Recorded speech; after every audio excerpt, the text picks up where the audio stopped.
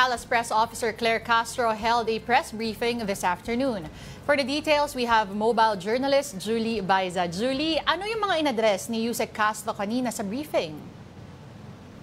Denise, ilan sa mga napag-usapan kanina yung pagkalat nga ng fake news, slightly affected daw si Pangulong Bongbong Marcos sa mga kumakalat na fake news sa social media, lalo na laban sa pamilya Marcos. Sabi ni Palace Press Officer Claire Castro, inatasan sila ng Pangulo na paigtingin yung paglaban sa fake news, hindi lang para sa kanila, kundi para sa bansa. Simula nga daw nung naupo or nung hindi na naging maayos yung pagtingin ni Vice President Sara Duterte sa pamilya Marcos, tila nag-start ng araw yung pagdami ng mga fake news. Pero sabi ni Castro, wala naman daw siyang inaakusahan kung sino yung nagpapakalat niyan.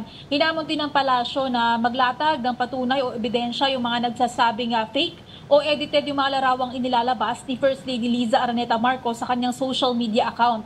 Binanatan pa ni Castro si dating presidential spokesperson Harry Roque na nagsabing nagalit daw si First Lady at si PBBM nang hindi siya italaga ni dating Pangulong Rodrigo Duterte bilang DA Secretary. Sabi niya, fake news daw yan at dapat patunayan daw ni Roque yung kanyang aligasyon. Kinwestiyon din ito yung muling panawagan ni Roque na magkasa ng panibagong People Power Revolution. Sabi niya kung talagang payapang pagtitipon yung isusulong nito, bakit daw nila hinihiling or hihilingin yung pagbibitiw sa pwesto ni PBBM. So sa naman ang pagbabalik ng bansa sa ICC, ngiti lang daw yung sinagot ni PBBM dyan. Talaga daw kasing hindi pa napapag-usapan yan sa ngayon. Doon naman sa posibilidad na hilingin ng ICC sa bansa na ipa-freeze yung account ni Duterte, wala raw commitment kung tatalima o susunod sa ICC order ng bansa kasi malinaw naman na wala silang jurisdiction dito sa Pilipinas. Pero kung maaalala natin sinasabi nga ng palasyo, ang sinunod or tumalima sila sa request ng Interpol na ipaaresto si FPRRD at hindi naman sa request ng ICC. Oo, Julie, ano ba yung pinag-usapan o yung naging paksa nung sectoral meeting ng Pangulo kanina? May kinalaman ito sa agrikultura. Yes, oo, tungkol sa agriculture, kasi kanina nabanggit din yung problema sa mga magsasaka sa Nueva Ecija. May ilan nga na nagrereklamo na hindi nga daw mabili pa or nabebenta yung palay dahil puno pa yung bodega ng NFA. Ang sabi naman ni Yusek Castro kanina, first come first serve basis daw kasi so nagpapalista daw yung mga magsasaka at saka kapag ka-turn nila at saka nabibili yung kanilang anil. So parang ganun yung process sa ngayon. Yun daw yung nagiging dahilan kung bakit yung iba nga hindi pa na nabibili ng NFA. Oo, babahala rin daw yung first couple at affected raw ang Pangulo or slightly affected doon sa pagkalat ng disinformation. At ano-ano raw ba ang mga paraan, pinag-usapan ba kung paano kokontrahin ng PCO itong pagkalat ng fake news? Sa PCO kasi, Lord, parang first day pa lang naman sinasabi na nila na talagang lalabanan nila yung fake news sa pamamagitan nga ng pagsagot, na kung may mga kumakalat na man sa social media, kaagad silang nagbibigay ng clarification, kaagad silang nag-e-explain. So sa ganung paraan, nasasagot or na-address yung mga issues. Ngayon nga, ito kasi parang magkasunod kung mapapansin mo sa dalawang social media post ni First Lady kasi yung sinasabi nila na fake o edited yung photo. So yan yung sinasabi nga ng palasyo na kung sinasabi nyo or yung claim nyo ay fake, patunayan nyo, bigyan nyo kami ng basis. Total at wala naman daw kasi sila doon sa mga pagtitipon na yun. Ano ang reminder ni Yusek Castro tungkol sa mga tungkulin o responsibilidad ng mga uniparmadong mga tauhan? Oo, yun nga, na non-partisan nga, na parang hindi sila dapat mag-serve o hindi naman talaga dapat sila nagsuserve sa iisang pamilya lamang, kundi para sa bansa. Okay. Ang completion, ang pagkakompleto sa Cavite, ng interchange na Calax, paano raw ito i-expect na magkakaroon ng benepisyo sa ating ekonomiya?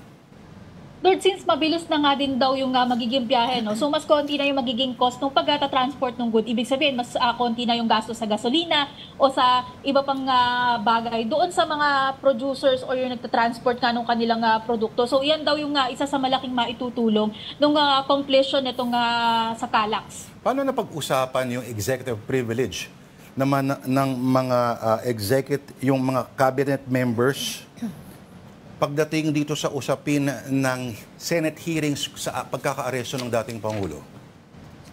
Lord, kanina hindi namin diniscuss itong executive privilege, ano, kasi actually medyo chapsuy yung naging discussion natin kasi madaming issues nga kumalat kayo.